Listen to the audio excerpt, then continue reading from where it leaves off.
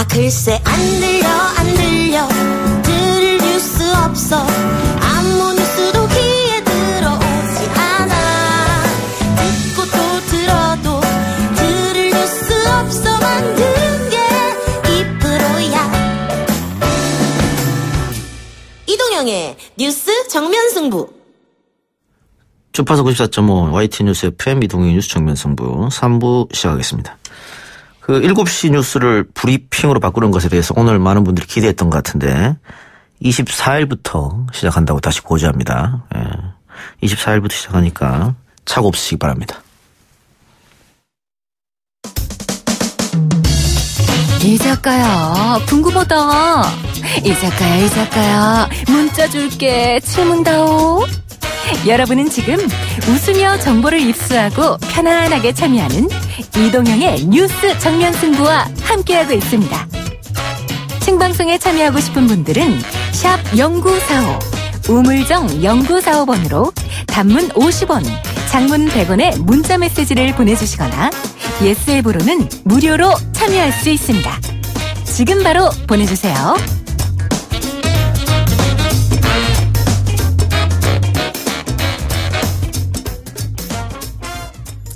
오늘 국회 본회의에서 자유한국당 홍문정 의원과 염동열 의원에 대한 체포 동의안이 모두 부결됐습니다. 표결 결과만 놓고 보면 여당인 민주당에서도 적지 않은 이탈표가 나온 것으로 보입니다. 민주당 입장은 뭔지 관련해서 더불어민주당 강병원 원내대변인과 이야기 나눠보도록 하겠습니다. 의원님 나와 계십니까? 예, 강병원입니다. 예, 반갑습니다. 오늘 하루 종일 좀 여기저기서 시달렸을 것 같은데요. 어떠세요?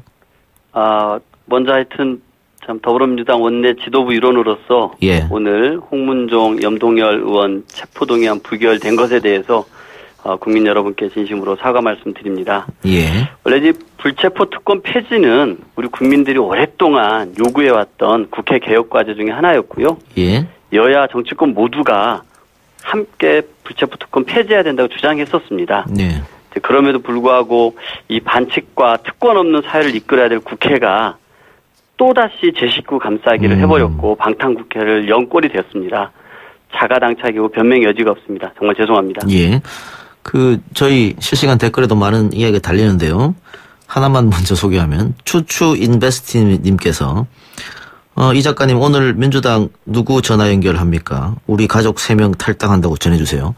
이렇게 이야기한 분도 계세요. 그만큼 야당 지지자보다 여당 지지자들이 이 건에 대해서 더 분노하고 있다 이렇게 생각이 들거든요. 네. 어쨌든 의원님께서도 방금 이야기해 주셨듯이 민주당에서도 일부 체포 반대표가 나왔기 때문에 이런 결과가 나온 것 같은데 방금 사과하셨습니다마는 또 권성동 의원이 또 어떻게 체포 동의안이 나올 줄 모르지 않습니까? 네네. 그때도 이런 결과가 나면 더더욱 분노가 있을 수도 있을 것 같은데 어떻게 보세요? 예, 그때는 이런 일이 정말 재발되지 않아야 되고요. 예. 저희 당은 특단의 대책을 세워서 국회의원의 이 불체포 특권 폐지하는 문제 앞장설 것이고요. 또 누구나 법 앞에 평등해야 됩니다. 예. 권력이 있다 그래서 체포도 안 되고 권력이 없는 사람은 평범한 사람들은 작은 죄로도 즉각 구속되는 것은 정의로운 나라가 아닙니다. 권성동 의원에 대한 체포 동의안이 국회로 온다면 예. 저희 당은 전 의원이 참석해서 체포동의안에 찬성하도록 최선을 다해서 하겠습니다. 오늘 원내대표도 민주당 원내대표도 사과 얘기를 한 것 같고요. 표결하기 전에 민주당 당론은 정해져 있었습니까? 오늘 국회 열리기 전에 저희가 좀 의총을 했었는데 비공개 의총. 예. 그 비공개 의총에서는 권고적 가결 당론을 정했었습니다. 근데 좀 그 부분이 우리 의원들 사이에서 좀 정확하게 어떤 의미인지 좀 각인되지 못한 분들이 있지 않느냐 생각이 들고 어쨌든 참 원내 지도부의 한 사람으로 죄송스럽게 생각합니다. 국민 여러분께 죄송합니다. 일각에서는 추경안을 받고 체포 동의안 내준 것 아니냐 이런 얘기도 있던데 어떻게 생각하세요? 그것은 절대 아닙니다. 예, 그건 절대 아니고요. 추경안과 특검 이런 부분들은 묶여서 함께 했던 것은 있습니다만, 이 체포 동의안은 전혀 정의를 실현하는 문제지, 이 전국을 풀고 정상화하는 것과는 무관한 문제였습니다. 그러면 이렇게 보면 될까요? 홍문정 의원이나 염동열 의원의 읍소 작전이랄까요? 투표하기 전에 국회의원 일일이 만나서 악수하고 머리 숙이고 하던데, 그런 게 통했다. 이렇게 봐도 될까요? 일정 좀 그런 부분이 먹힌 것도 있는 것 같고요. 예. 또 하나는 좀 이렇게 이 사안이 가져올 이 예. 결과에 대해서 안이하게 생각했던 것도 있는 것 같습니다. 우리 문재인 정부는 촛불혁명을 통해서 등장한 정부입니다. 예. 그리고 국민들이 얼마나 정의로운 대한민국을 원하고 있습니까? 채용 비리에 대해서 그리고 교비를 횡령하고 뇌물을 수수했던 국회의원이라 그래서 체포 동의안조차 국회가 가결시키지 않는다는 것은 지금 국민들이 생각하고 있는 정의로운 대한민국, 나라다운 나라에 전혀 맞지 않는 결정이었다고 생각을 합니다. 예. 만일 이번 표결이 무기명이 아니고 기명이었었다면도 이런 결과가 나왔을까 이런 의구심도 들어요. 저는 기명이었으면 그 결과는 달랐을 것이라고 생각합니다. 그렇죠. 예. 예, 그렇습니다. 그래서 저희 당에서는 앞으로 이 현재 무기명 투표로 체포 동의안 표결을 하게 되어 있는데요. 예. 향후에는 이런 체포 동의안 표결을 기명으로 하는 법률 개정안을 곧 발의할 예정입니다. 그러니까요. 의원님도 아까 이야기를 했습니다만 국회의원이 갖고 있는 특권, 불체포 특권이라는 이런 걸 폐지하는 게 당장 어렵다면 기명 투표로 바꾸는 거, 요 정도는 할 수 있지 않느냐 이런 얘기가 많아서. 예, 맞습니다. 특히 체포 동의안이 가결된다 그래가지고 예. 그 의원이 바로 구속되는 것이 아닙니다. 법원의 영장 실질심사 절차가 남아있거든요. 그렇죠. 그 법원의 그 절차에 따라서 구속 여부가 결정되는 것입니다. 그럼에도 불구하고 누구나 법 앞에 평등해야 함에도 불구하고 국회의원이라는 이유로 회기 중이라는 이유만으로 어떤 중대한 죄가 있음에도 불구하고 체포 동의안을 부결시키는 것은 저는 좀 너무 과한 특권을 우리 국민들에게 요구하는 것이 아닌가 싶습니다. 예. 특히 이번에 홍문종 의원 같은 경우는 그 뇌물 수수 혐의가 있고요. 학교 교비를 횡령하고 배임했던 죄목 그리고 관련자들의 범인 도피 교사한 혐의가 있습니다. 염동열 의원 같은 경우는 얼마나 우리 청년들에게 좀 자괴감을 줬습니까? 실망감을. 강원랜드 부정 채용과 관련해가지고 직권남용과 업무 방해의 혐의가 있습니다. 적지 않은 죄입니다. 그러니까요. 그런데 자유한국당 김성태 원내대표 같은 경우에는 무죄 추정 원칙도 있고 불구속 수사도 원칙인데 국회의원 체포 동의안은 문제점이 있다고 하면서 체포 동의안 자체를 좀 문제시하는 발언을 했거든요. 네. 이 여기에 대해서 어떻게 생각하십니까? 저는 이제 이런 관점이 바뀌어야 한다고 생각합니다. 예. 과거 독재 정권 시대에는 국회의원이 회기 중에 정말 독재 정권에 의해서 잡혀가는 경우가 있었기 때문에 이런 것이 있었습니다만 체포 동의안이 가결된다 그래서 아까 말씀드렸습니다만 법원에 가서 영장 실질심사 절차가 남아있는 것이거든요. 예. 그런 또 다른 사법적인 절차가 있음에도 불구하고 이 국회의원이라는 것만으로서 아예 그냥 이렇게 구속의 여지를 다 없애버리는 것은 저는 과한 특권이라고 생각합니다. 네. 지금 제가 실시간으로 문자도 보고 있고 또 앱도 두 가지로 보고 있는데 제가 의원님한테 전달해드리기 어려울 정도로 분노가 굉장히 심하신 것 같아요. 네. 미안하다면은 다냐, 어떻게 특단의 대책을 마련해달라 이렇게 하는데 지금 당장 특단의 대책을 마련하기는 어려운 거 아니겠어요? 예, 하여튼 아까 말씀드렸듯이 국회의원이 과도하게 노리는 특권 부분에 대해서 계속해서 국회는 개혁해 나갈 것이고요. 아까 무기명 투표로 진행되는 체포 동의안을 기명 투표로 하는 법률 개정안을 발의해서 꼭 통과시키도록 하겠습니다. 그런데 의원들이 보통 임기 말이나 이쯤 되면은 특권 내려놓기, 개혁, 자정작용 이렇게 하다가 임기가 시작되면 슬그머니 법안이 통과되지 않고 그렇더라고요. 이 부분에 대해서 계속 신경 써주실 겁니까? 약속이라도 한번 해주셔야지. 예, 그렇습니다. 아마 오늘 홍영표 원내대표도 이런 부분에 관해서 국민들께 사과하고 특단의 대책들을 마련하겠다 약속을 드렸는데요. 반드시 좀 다시 이 법 앞에 모든 국민이 평등해야 됨에도 불구하고 국회의원이라서 특권 받는 부분들은 개혁해 나가겠습니다. 네, 오늘 민주당 지도부는 이 건과 관련해서 어떻게 다른 모여서 얘기 나누던가 있었습니까? 예, 그래서 이 부결된 이후에 바로 원내대표님 중심으로 좀 원내대표단이 모여서 회의를 했고요. 그래서 바로 대표께서 직접 사과하시는 게 좋겠다라고 대표께서 말씀하셔서 오후에 정론관에서 좀 국민들께 사과를 드렸고요. 말씀드렸던 체포동의안 표결을 기명으로 하는 법률 개정안도 바로 하기로 하고 향후에 권성동 의원 체포동의안이 국회에 도착할 경우에 우리 당 모든 의원들을 이 체포동의안에 대해서 부결할 것을 얘기했습니다. 알겠습니다. 지금 실시간으로 그 원내 대변인한테 좀 불만을 표시한 댓글이 많습니다만 지금 강병원 의원 본인이 욕먹을 줄 알면서도 인터뷰에 응해서 어려운 이야기 해주고 있다는 거 양해 부탁드립니다. 여러분 강병원 의원 이쁘게 봐주시길 바랍니다. 의원님 다른 얘기 좀 하나 여쭙고 마치겠습니다. 네네 그러시죠. 특검이 통과됐지 않습니까? 네네네. 그 와중에 이제 송인배 행정관이 드루킹을 4번 만났다. 이런 게 네. 지금 와서 또 시끄럽단 말이죠. 네. 그 민주당의 입장은 뭐 특검이 된다 하더라도 별반 나올 게 없을 것이고 또 선거에 영향을 못 미칠 것이다. 이렇게 많이들 얘기했었는데 네. 그 이런 식으로 한 명 한 명 나오게 되면 선거에도 영향을 미치지 않을까요? 어떻게 보십니까? 예. 좀 봐야 될 것 같습니다. 예. 저는 이렇게 이 드루킹이 어떤 사람인지 한번 보셔야 될 것 같습니다. 네. 선거를 앞두고 정말 이렇게 후보에게 선의를 가지고 접근을 해서 도와주겠다고 한 거 아니겠습니까? 예. 그리고 마치 큰 공을 세운 것도 아닌데 그 본인이 그걸 가지고서 인사청탁을 했고 거절되자 오히려 역으로 정치적 보복을 가하고 있는 상황이 아닌가 싶고요. 정치 브로커입니다. 그리고 그 죄를 지어서 구속된 피의자인데 예. 이런 구속된 피의자의 진술을 검증도 없이 객관적인 증거도 없이 이 언론이 과연 대서특필하는 것이 과연 올바른 모습인가 저는 이런 생각이 듭니다. 또는 지금 또한 지금 선거 중 아니겠습니까? 예. 이 선거에 집요하게 영향을 미치려고 하는 것이 아닌지 의구심이 강하게 듭니다. 저는 이런 부분들을 좀 명확히 보시고서 이 검증되지 않은 이 구속된 피의자의 진술들을 우리 국민들께서 가려보셔야 된다고 생각합니다. 예. 그러니까 그 드루킹이 폭로했다고 하는 편지 내용도 보면 특별한 게 없거든요. 네. 네. 그런데 마치 뭔가 있는 것처럼 하는 뭐 그런 생각도 민주당 입장에서는 불쾌할 수도 있을 것 같은데 반대로 그 의원이 방금 얘기한 정치 브로커이잖아요. 네. 그 드루킹이. 근데 그 정치 브로커를 대통령의 최측근이라고 하는 사람들이 만난 것 자체, 그 자체로 문제가 있는 거 아니냐 이렇게 지적하는 분들도 있단 말이죠.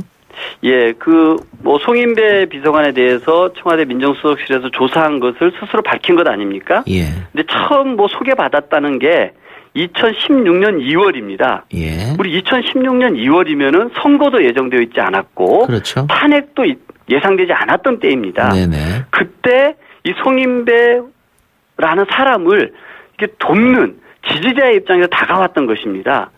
그 처음 만남을 생각해 보신다라 그러면은 이것은 무슨 크게 확산시킬 수 있는 그런 것이 아무런 없는 것이라고 생각합니다.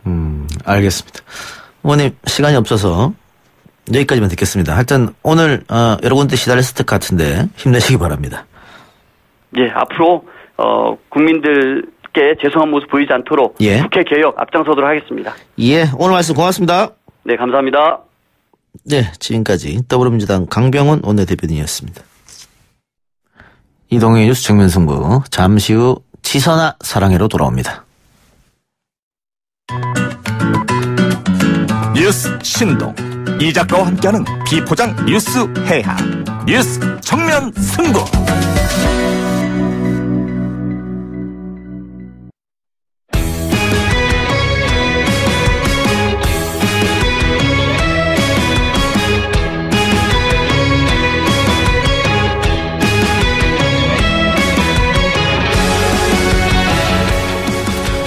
최고의 여론조사 전문가들과 함께 6.13 지방선거 민심을 분석해보는 시간입니다. 지선아 사랑해.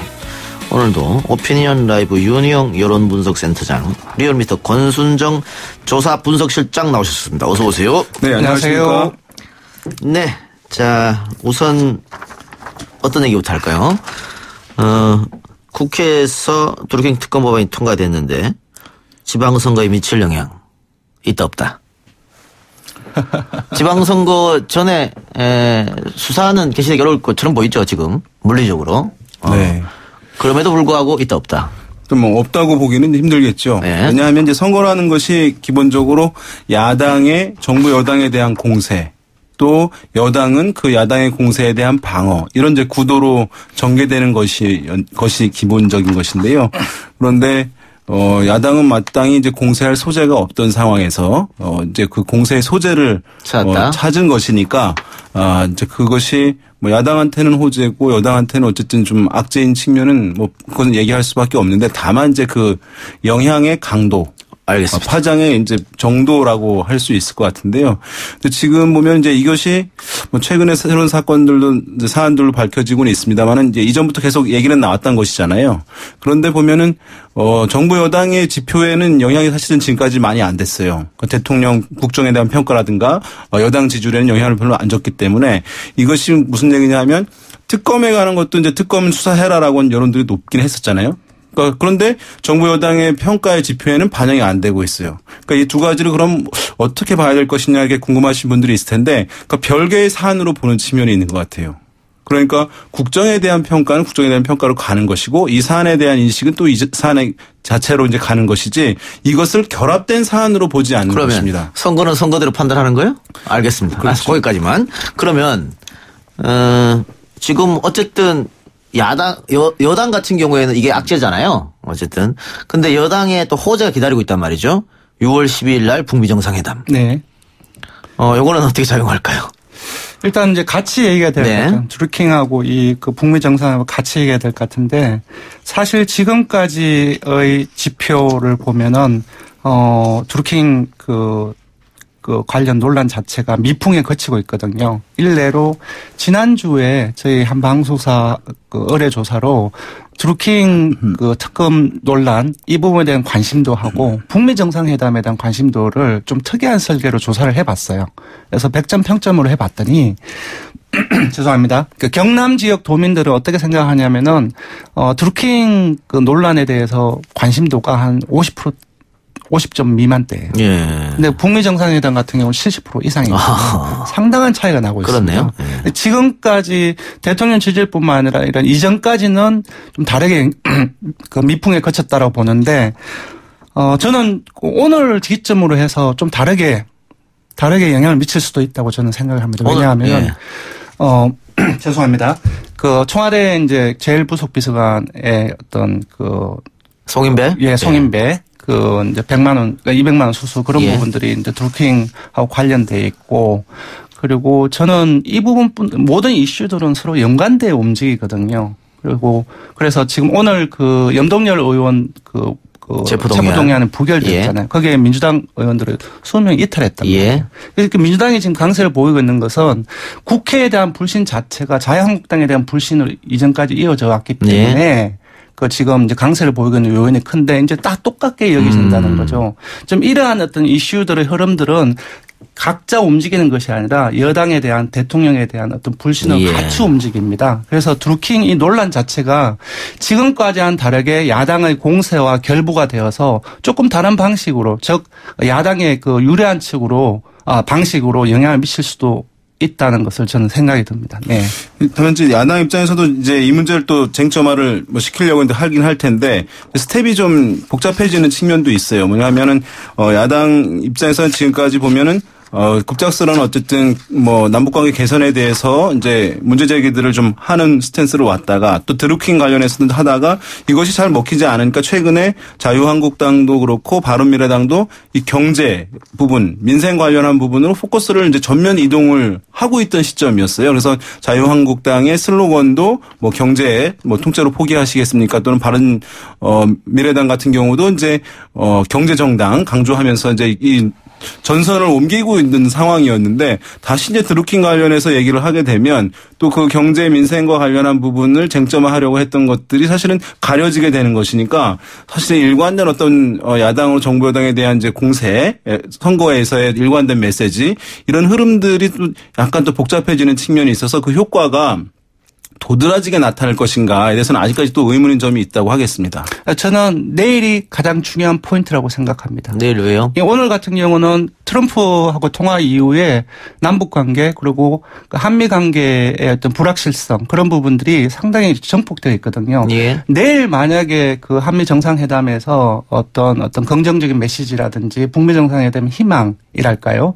그런 부분들이 이제 대중들에게 알려진다고 한다면 사실 또다시 드루킹 이 논란들 이 자체가 묻힐 가능성이 알겠습니다. 예, 크다고 봅니다. 내일이 가장 중요한 정부 여당의 입장에서는 그러니까 묻힐 가능성도 있겠는데 지금까지 김태호 경남도지사 후보가 드루킹 건에 대해서 언급을 안 했었거든요. 맞습니다. 그런데 드디어 언급을 하기 시작했어요. 그래서 김경수 후보가 김태호 후보가 네거티브를 시작했다. 유감이다. 이렇게 했는데 김태호 후보가 사실은 뒤져 있는 입장에서는 네거티브를 할 수밖에 없는 상황인데 네거티브를 하면 지지율이 더 빠질 수도 있다고 생각을 할 수도 있거든요. 그럼에도 불구하고 이걸 끄집어낸 것은 대안이 없다는 거죠. 예.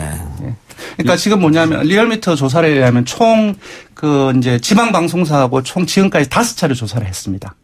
그러니까 남북 정상회담 이전에는 둘 간의 격차가 15%포인트 정도 되었습니다. 15%포인트는 여론조사 전문가 같은 경우는 기본적으로 뒤집을 수 있는 상황이라고 보고 있거든요. 그런데 남북 정상회담 직후에 30%포인트로 벌어졌다가 그 이후에 조정세를 겪으면서 2주 동안 20%포인트로 지금 벌어져 있는 상황이거든요.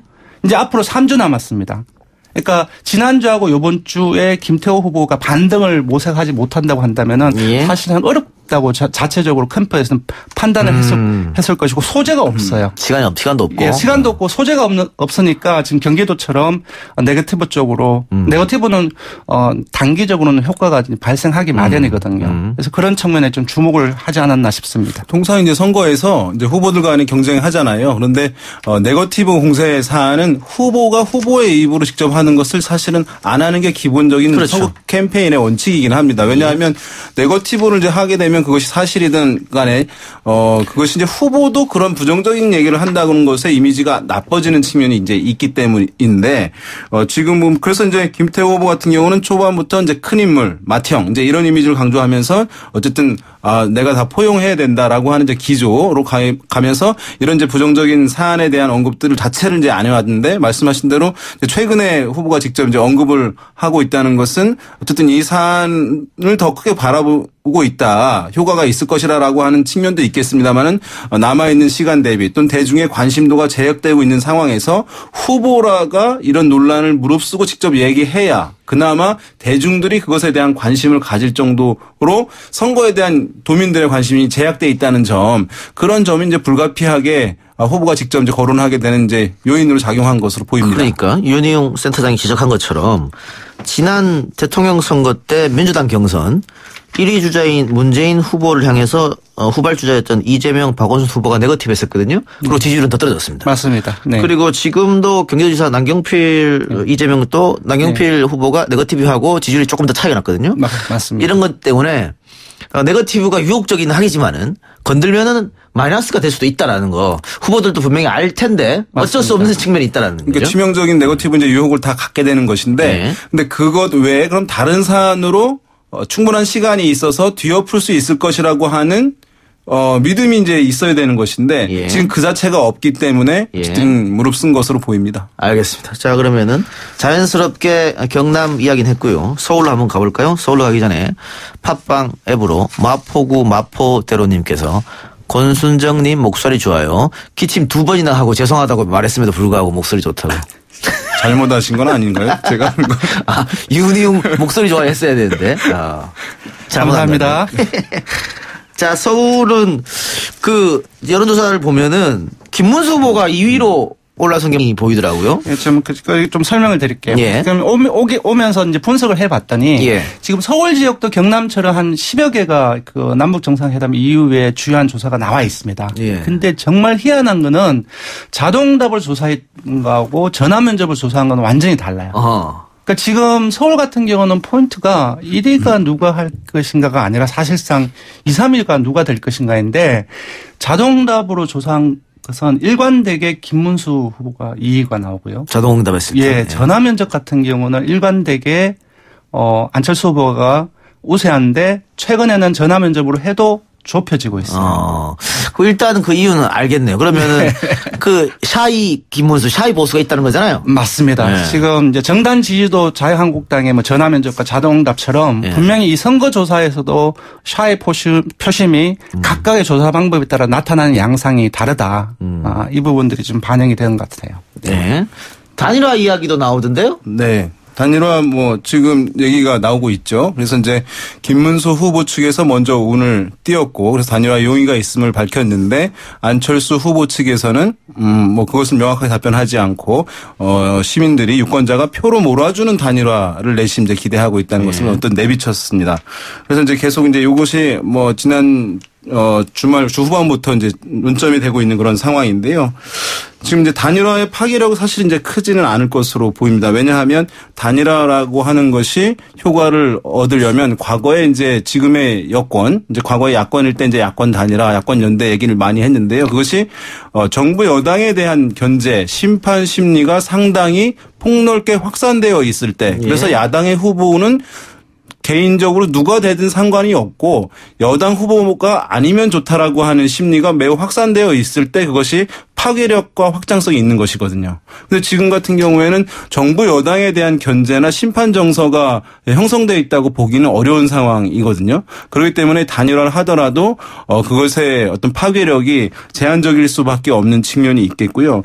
이제 단일화 논의를 하게 되면 한 열흘 정도 걸립니다. 통상적으로 이것이 논의를 시작하고 끝내는 데까지. 그렇게 되면 지금 격차가 많이 커져 있는 상황인데 또 공세를 하지 못하게 되는 거예요. 1위 후보와. 그러니까 1위 후보에 대한 공세를. 그러니까 2, 3위 후보들이 이렇게 계속 이제 룰과 관련한 논의들을 하게 되면 쟁점이 이제 흐려지는 측면이 있기 때문에 벌어진 격차를 줄이기 어려워진다는 그런 측면도 있고 그다음에 이것이 실제 이루어질지는 아직 미지수인데요. 왜냐하면 단일화 논의의 조건이라는 게 있는데 매우 단순합니다. 뭐냐면 각 2, 3위 후보가 각자는 1위가 될 수 없다라고 하는 것이 이제 받아들여져야 되고 두 번째 조건, 이제 충분 조건으로서는 합치면 이길 수 있다고 하는 가능성이 또 보여져야 되는 것이거든요. 근데 지금의 여러 지표들로 봤을 때는 합친다 하더라도 이길 수 있는 가능성이 보이지 않고 있는 상황이기 때문에 이 단일화 논의는 있겠습니다만은 굉장히 실제적인 탄력 받아서 이행될지 여부에 대해서는 여전히 불투명한 상황이다라고 얘기할 수 있겠고 한 가지만 더 말씀드리면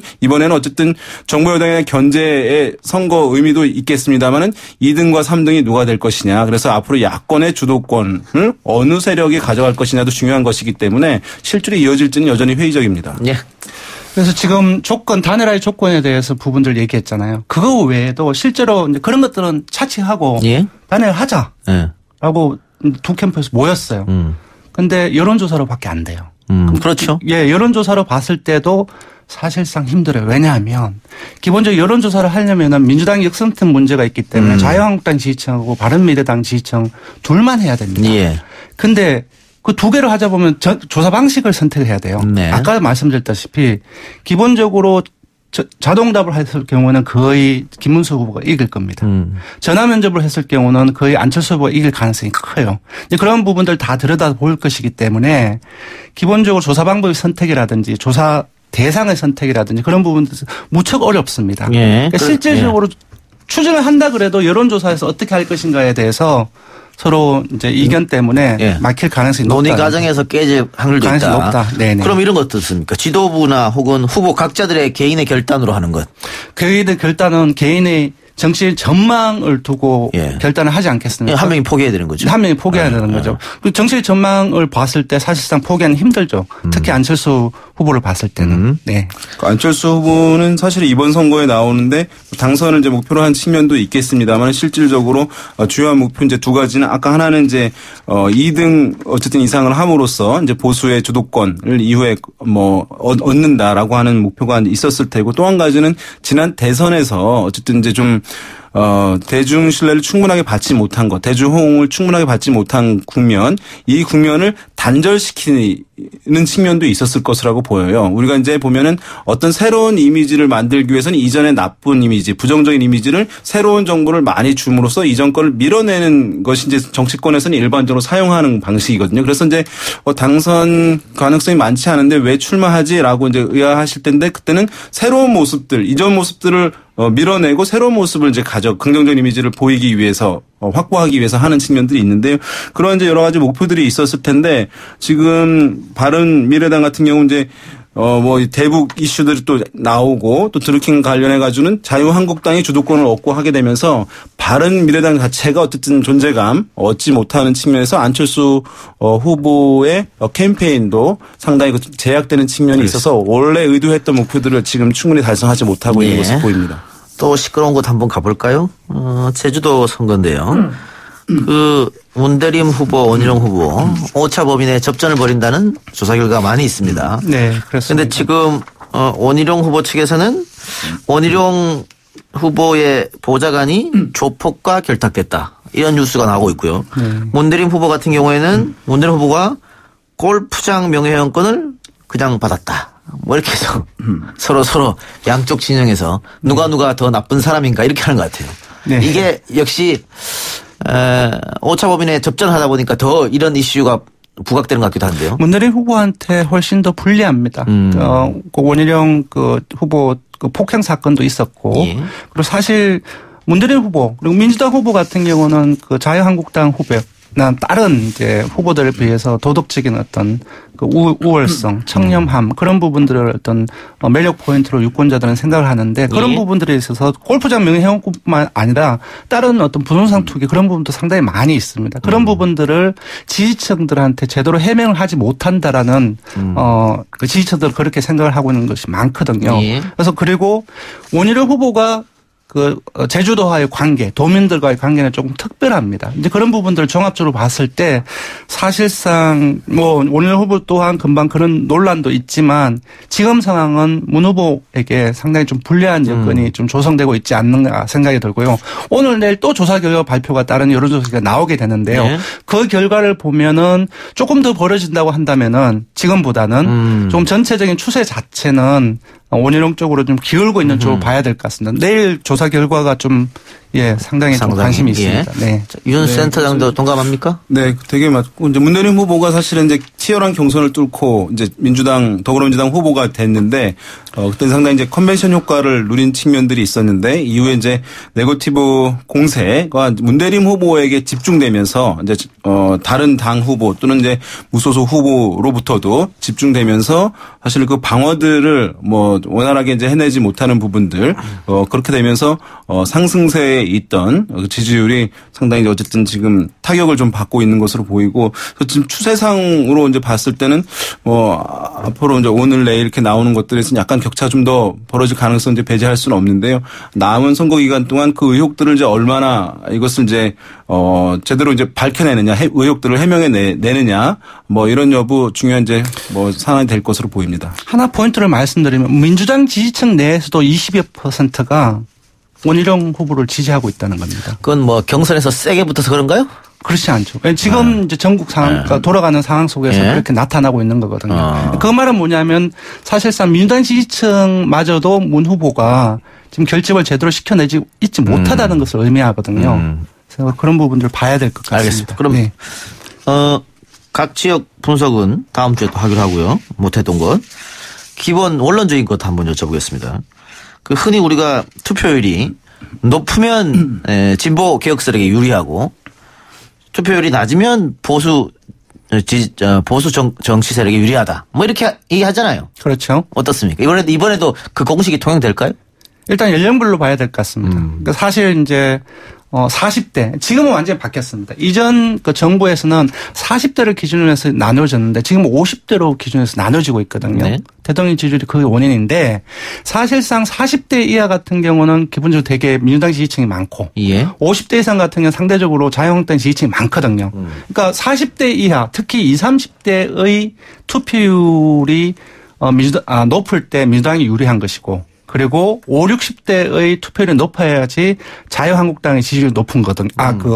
유리한 거거든요. 예. 그래서 전체적으로 뭉텅거려서 봤을 때 제가 봤을 때는 투표율이 높을 때는 민주당이 유리하지 않을까라는 생각이 제 소견입니다. 예. 네. 그 지방선거 투표율이 사실은 최근에 계속 상승했어요. 예, 그러니까 올라도 50% 안 되는 거 아닙니까? 아니 50%는 훨씬 58.58%. 지난해 56.8%였으니까 네, 그 전에는 54.5, 그 전에는 51.6, 그 전에는 48.9였으니까 쭉 올라왔어요. 그래서 이제 이번 선거에서 투표를 많이 떨어지지 않겠냐. 왜냐하면 정권 교체라고 하는 목표를 달성했기 때문에 지금의 여당 지지층들이 지지가 느슨해지면서 떨어질 것이다. 이완되면서 떨어질 것이라고 하는 이제 전망들이 일각에 있어요. 네. 일각에서 빠져나가려 하지 마시고요. 저는 이제 그렇게 꼭 보지는 않거든요. 네, 오히려 이제 보수층 같은 경우들이 지금 여러 가지 가능성을 크게 보지 않기 때문에 그쪽에서도 또 떨어지는 부분들이 이제 있겠고, 젊은 층 같은 경우는 오히려 지난 이제 국정농단, 촛불 또 대선 등을 거치면서 이른바 정치적 효능감, 참여하게 되면 뭔가 바뀌게 된다라고 하는 그 효능감이 상당히 높아진 측면이 있기 때문에 그것이 예상하는 것대로 큰 폭으로 하락될 것이다라고 이제 보이지는 않는 측면이 있습니다. 그런 면에서 봤을 때는 뭐 이번에도 50% 중반대는 이제 유지되지 않을까라고 보고, 그 정도 되게 되면 사실은 이제 그 투표율에 따른 이제 유불리들이 있을 텐데 뭐 이제 여당 쪽에서는 뭐 그래도 선방할 것이다라고 보이는데, 보수층, 고령층 같은 경우가 이제 과거처럼 뭐 이렇게 60% 이상씩 고령층들은 원래 나오는 것인데, 과연 이번에 그렇게 높게 나올 것인지 좀 회의적 시각들이 이제 있는 상황이라고 봐야 되겠습니다. 알겠습니다. 지금 시간이 없어서. 네. 다음 주에 합시다. 다음 주에 안 나올래? 다음 주에 하고요. 네. 저도 궁금한 게 하나 있어요. 날씨 변수. 오늘 날씨 너무 좋았지 않습니까? 네. 이렇게 만약에 투표일 날 이렇게 날씨가 좋으면 투표율은 올라갈 것인가 떨어질 것인가 이런 것도 궁금한데 네. 다음 주에 네. 우리 제작진 여러분들은 저의 질문 다음 주에 꼭 넣어주시기 바랍니다. 자, 지금까지 리얼미터 권순정 조사 분석실장, 오피니언 라이브 윤희용 여론 분석 센터장이었습니다. 고맙습니다. 감사합니다. 고맙습니다.